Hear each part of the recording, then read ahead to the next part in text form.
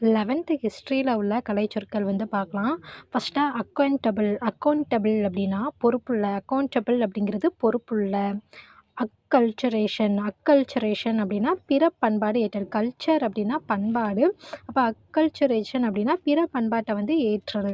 அடுத்தது அக்யூமுலேட்டட் அப்படின்னா சேர்த்தல். சேர்த்த அப்படிங்கிறது அக்யூமுலேட்டடுன்னு சொல்கிறாங்க.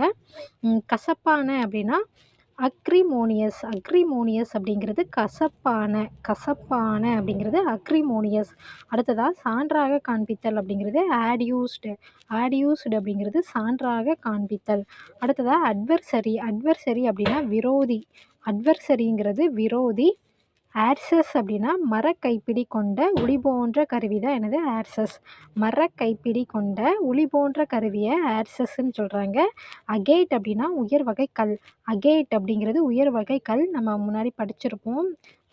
அகேட் அப்படிங்கிறது ஒரு கல் அப்படின்ட்டு, அகேட் மணிக்கற்கள் அப்படின்ட்டு படிச்சிருப்போம். அகேட் அப்படின்னா உயர் வகை கல். அடுத்து அக்னாஸ்டிசிசம். அக்னாஸ்டிசிசம் அப்படின்னா கடவுள் பற்றிய அக்கறையற்றவர். கடவுள் பற்றி அக்கறையற்றவங்கள அக்னாட்டிசிசம் அப்படின்னு சொல்கிறாங்க. அக்னாஸ்டிசிசம் கடவுள் பற்றி அக்கறையற்றவர். அடுத்தது ஏலிஜியன்ஸ். ஏலிஜியன்ஸ் அப்படின்னா விசுவாசம். ஏலிஜியன்ஸ் அப்படிங்கிறது விசுவாசம். விசுவாசம். அடுத்ததாக அமல்காமேட். அமல்காமேட் அப்படின்னா இணை. அமல்காமேட் அப்படிங்கிறது இணை. அனத்தமா. அனத்தமா அப்படின்னா வெறுக்க தகுந்ததாக.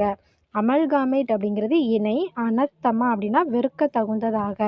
அடுத்தது அனாயின்ட்மெண்ட். அனாயின்ட்மெண்ட் அப்படின்னா உயர் பதவியில் அமர்த்தும் போது செய்யப்படும் சமய சடங்கு தான் அனாயின்ட்மெண்ட்.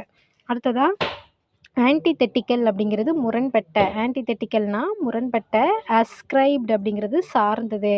ஆன்டிதெட்டிக்கல் அப்படிங்கிறது முரண்பட்ட. அஸ்கிரைப்டு அப்படின்னா சார்ந்தது. பேர்டு அப்படின்னா பாணர். பேர்டுனா பாணர். பேர்டுனா பாணர். பி லிட்டில் அப்படின்னா சிறுமைப்படுத்துதல். பி லிட்டில் அப்படிங்கிறது சிறுமைப்படுத்துதல். பெல்லிஜெரண்ட் பாலிசி. பெல்லிஜெரண்ட் பாலிசி அப்படின்னா தீவிரமாக போரிடும் கொள்கை தான் பெல்லிஜெரண்ட் பாலிசி. பிக்ஷு அப்படின்னா பௌத்த துறவி. பிக்ஷுனா பௌத்த துறவின்னு நமக்கு தெரியும். அடுத்து பூட்டி அப்படின்னா போரின் மூலம் கொள்ளையடிக்கப்பட்டது தான் பூட்டி.